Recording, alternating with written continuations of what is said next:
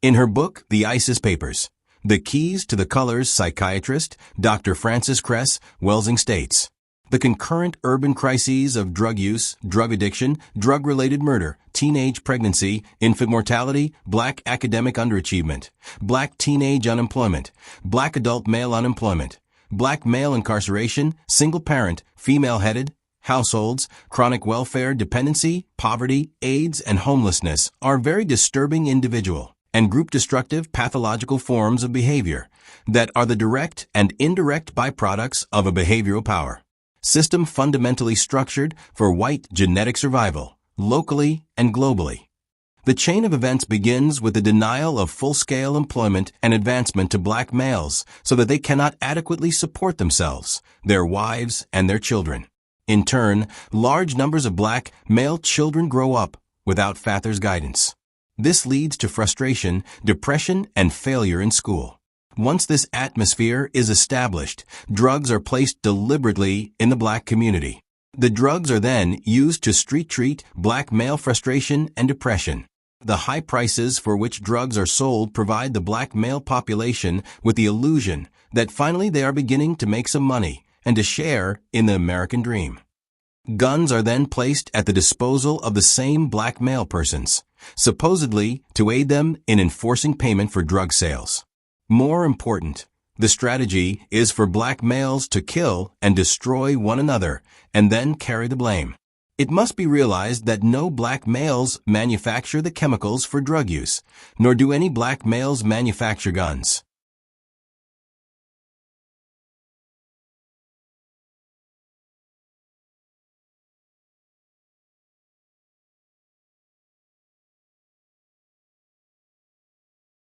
But for many, the wounds are always open. Perhaps most important, its influence radiating to every part of life is the breakdown of the Negro family structure. For this, most of all, white America must accept responsibility. It flows from centuries of oppression and persecution of the Negro man. It flows from the long years of degradation and discrimination which have attacked his dignity and assaulted his ability to produce for his family. This, too, is not pleasant to look upon. But it must be faced by those whose serious intent is to improve the life of all Americans. Only a minority, less than half, of all Negro children reach the age of 18, having lived all their lives with both of their parents. At this moment tonight, little less than 2/3 are at home with both of their parents. Probably a majority of all Negro children receive federally aided public assistance sometime during their childhood. The family is the cornerstone of our society. More than any other force, it shapes the attitude, the hopes, the ambitions, and the values of the child. And when the family collapses, it is the children that are usually damaged. When it happens on a massive scale, the entire community itself is crippled. So unless we work to strengthen the family, to create conditions under which most parents will stay together, all the rest, schools and playgrounds and public assistance and private concern, will never be enough to cut completely the circle of despair and deprivation. George White, the man who helped the agency in so many of its programs. He would retire here to Stinson Beach, California. And shortly before his death, He wrote to his boss at the CIA, Dr. Sidney Gottlieb, and summed up his career by saying, "It was fun, fun, fun. Where else could a red-blooded American boy lie, kill, and cheat, steal, deceive, rape, and pillage with the sanction and blessing of the All-Highest?" In the CIA, we didn't give a hoot about democracy. I mean, it was fine if a government was elected and would cooperate with us, but if it didn't, then democracy didn't mean a thing to us. And I don't think it means a thing today. The true goal of the United States government is control. The CIA does not care about human life. It doesn't care about peace at all. It cares about winning and perpetuating and expanding itself, and that's not an exaggeration. They have an entire procedure they've developed over the last 40 years since Gary Webb. They destroyed his career, lost his marriage, his finances, and then wound up in a hotel room with 2 bullets in his head because he reported on CIA drug running, and he wrote the book Dark Alliance. Their most favorite form of assassination is pushing someone to suicide, and then that gives them the doctrine of plausible deniability. And that comes from National Security Council Directive 10-2 in 1948, where the CIA can do anything it wants: sabotage, subversion, economic warfare, assassination. It can do anything it wants as long as there's plausible denial for the U.S. government. They can deny any involvement. The CIA can do anything it wants. Now imagine that. With their $39 billion plus budget and the power of secrecy they have, the things that they have done and are doing are unconscionable. Former domestic policy chief John Ehrlichman said, "The Nixon campaign in 1968 and the Nixon White House after that had 2 enemies, the anti-war left and black people. You understand what I'm saying? We knew we couldn't make it illegal to be either against the war or blacks, but by getting the public to associate the hippies with marijuana and blacks with heroin, and then criminalizing both heavily, we could disrupt those communities. We could arrest their leaders, raid their homes, break up their meetings, and vilify them night after night on the evening news. Did we know we were lying about the drugs? Of course we did." Secondly, in 1969, President Richard Nixon stated, "You have to face the fact that the whole problem is really the blacks. The key is to devise a system that recognizes this while not appearing to." Lastly, in 1970, a sociologist and advisor to President Nixon, Daniel Patrick Moynihan, wrote, "The time may have come when the issue of race could benefit from a period of benign neglect. The subject has been too much talked about. The forum has been too much taken over to hysterics, paranoids, and boodlers on all sides. We may need a period in which Negro progress continues and racial rhetoric fades. Greater attention to Indians, Mexican Americans, and Puerto Ricans would be useful. A tendency to ignore provocations from groups such as the Black Panthers might also be useful." In other words, these 3 quotes, as well as other corroborating information by government officials, shows that white supremacists, particularly the highest officials of the U.S. government, declared war on the black collective, especially the black family, and that war has not stopped, as the war now operates in a covert way.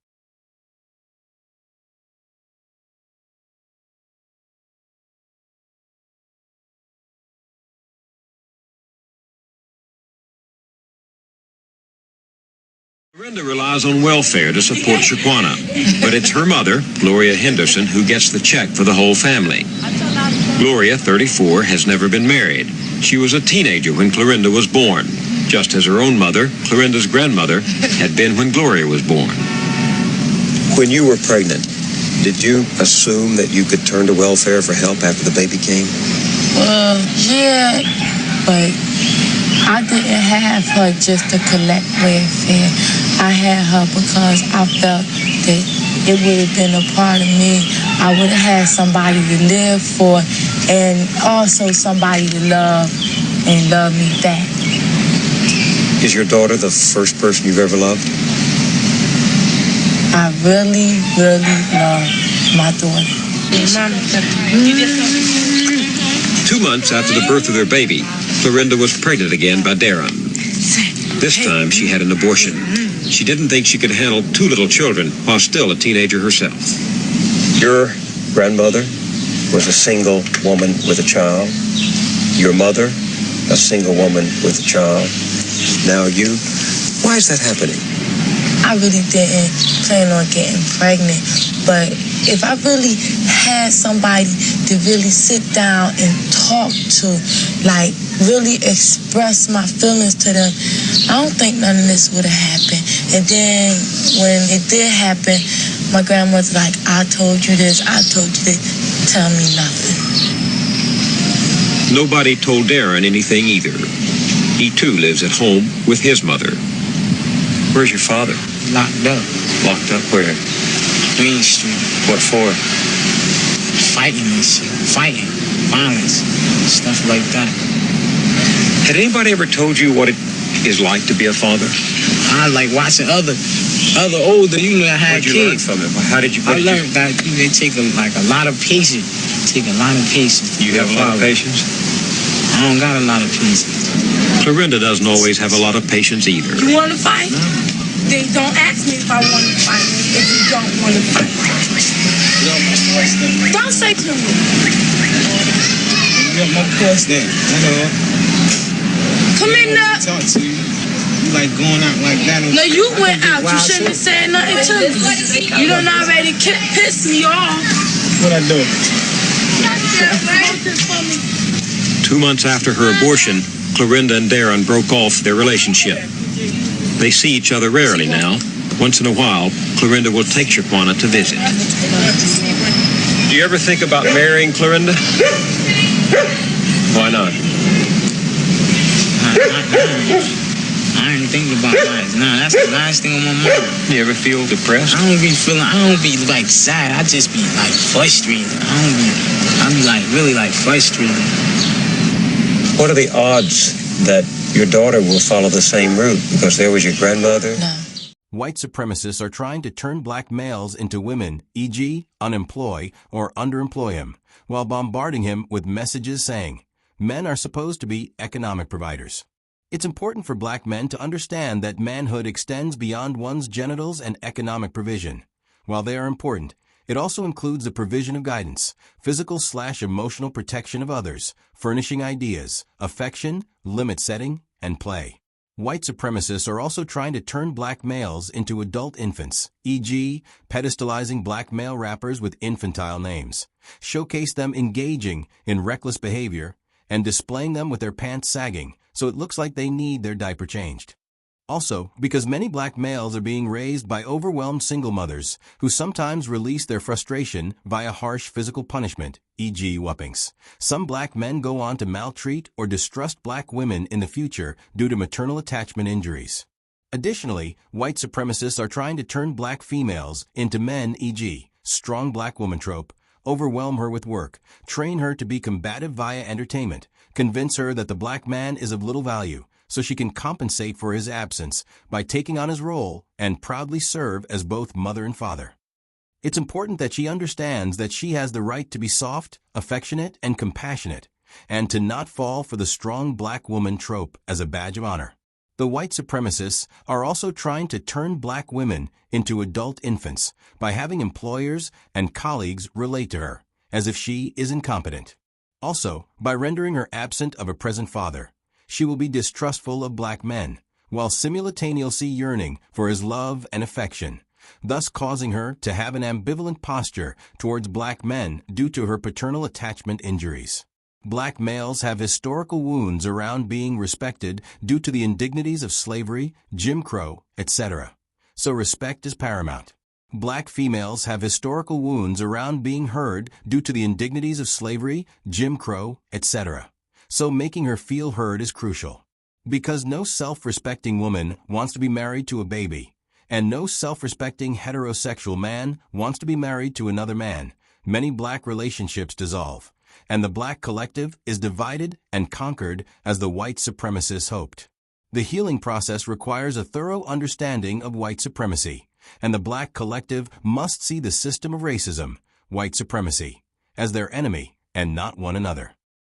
Well, I don't want to say you didn't. No, you didn't fail us. Okay, you didn't fail us. The white supremacy system is just beating all of us. Now, black men will say that too about black women. That black women have let them down. Right. Well, you see what I'm saying? It's just like the Julia syndrome. You know, Diane Carroll and the Julia. Black women have been programmed via TV and everything else. You don't need a black man. You just need a white man to give you a job.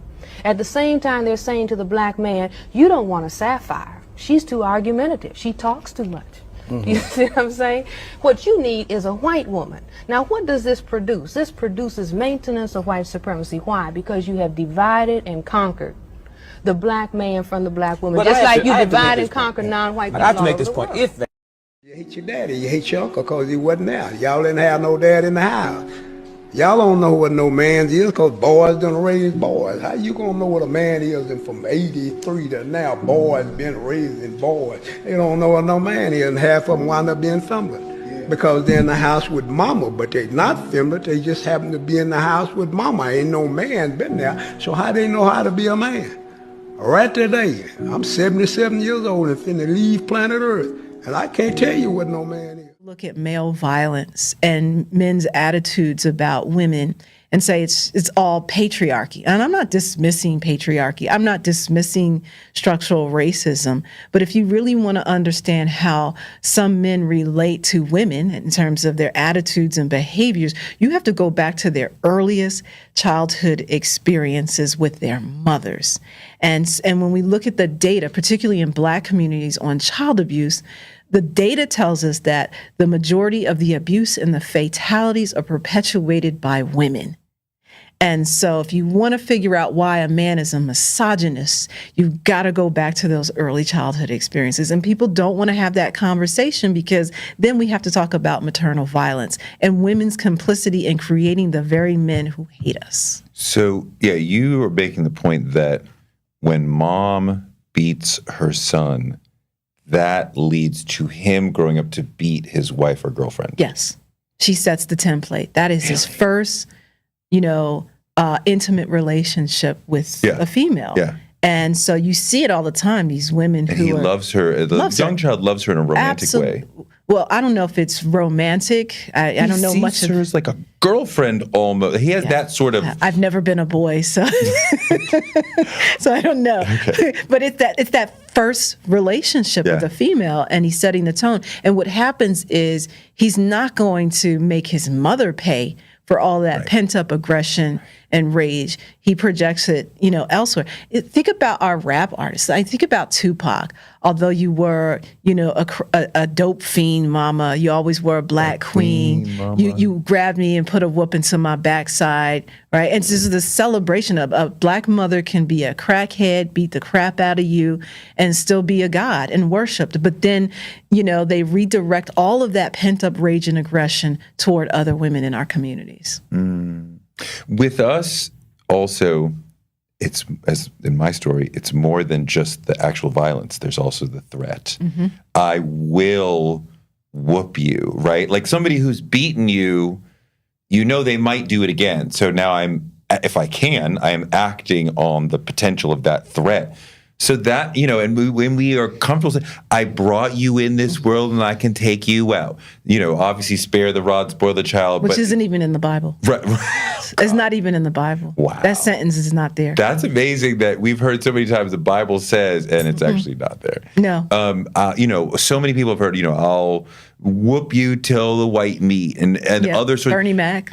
Right? So, just the talk. Internalized racism. The culture of threatening children with violence is part of this whole thing. Yeah. Tyler Perry, in all of his movies, Medea is always beating a kid, beats a foster kid on screen, is always threatening them, talking down to them. There's always that threat of violence. So black children are always between a rock and a hard place. So you're in a world where, I think a few years ago, we heard adults debating whether unarmed children deserve to die, whether it was Trayvon Martin, whether it was Tamir Wright.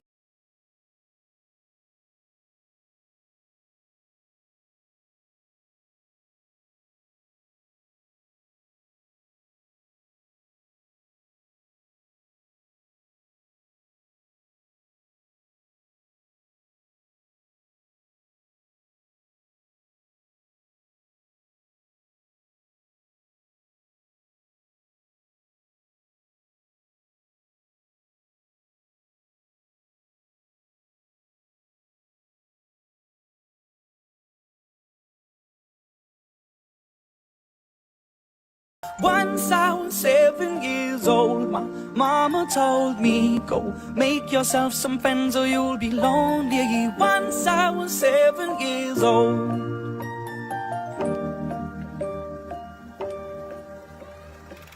It was a big, big world, but we thought we were bigger, pushing each other to the limits. We were learning quicker. By 11, smoking herb and drinking burning liquor. Never rich, so we were out to make that steady figure. Once I was 11 years old, my daddy told me, go get yourself a wife or you'll be lonely. Once I was 11 years old.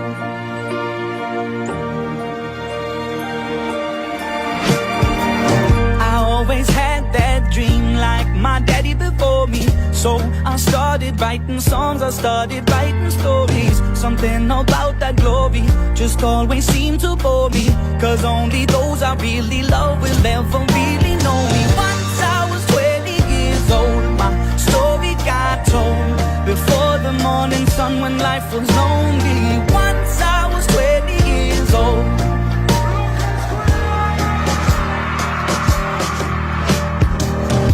Only see my goals, I don't believe in failure, cause I know the smallest voices, they can make it major. I got my boys. But when I said I was gonna take a train and go to Philadelphia, yeah, and I said I wasn't gonna leave today, I am leaving today. I'm sorry, and I'm gonna spend the night. That's the bad news. You wanna know the good news? Well, the good news is you're coming with me. And the reason I'm going to Philadelphia is because me and you are going to do a date, and we're going to stay in a hotel, and we're going to go to a play museum, and the hotel has a swimming pool, and we're going to take the train to Philadelphia in 2 hours. So I need you to grab your clothes and get ready, because me and you going to have 2 days, just me and you, traveling and having a great time. Would you like to go with me? I would love to. Yep, car 6. Getting the verb. Drinking. Drinking. What do you say, babe?